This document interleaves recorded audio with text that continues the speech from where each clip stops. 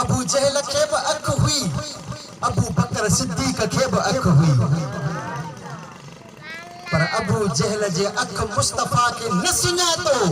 अबू बकर सिद्दीक जे अख आमना जे लाल खे सुञातो। इन जे करे धार त अबू जहल वारी अख न,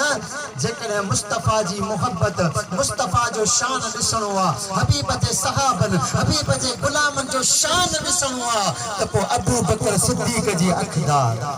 सिद्दीक अकबर जी अखदार। अबू जहल अंधो थियो